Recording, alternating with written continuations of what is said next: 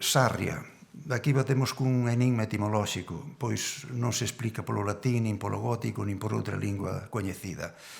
Axuda moitas veces a dilucidar a etimoloxía dun topónimo a súa forma medieval e antiga.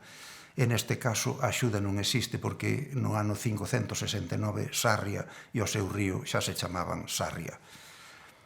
Así é que os etimólogos nestes casos achéganse ás palabras só a través das formas, buscando parecido con outras palabras.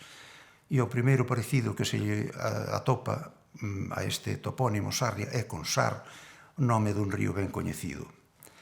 Dunha raíz Sar cun sufixo ia que vemos noutros hidrónimos como Umia ou Ulla e moitos máis.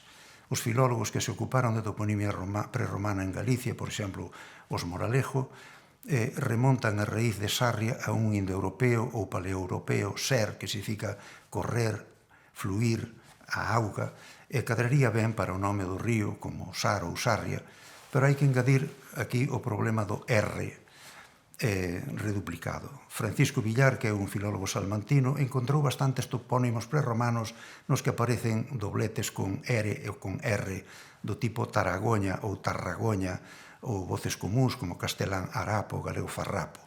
Se isto fose así, hai outros dous topónimos en Galicia, Seira, un en Negueira e outro en Rois, que se explicarían por esa mesma alternancia. Sarria por un lado e Seira polo outro.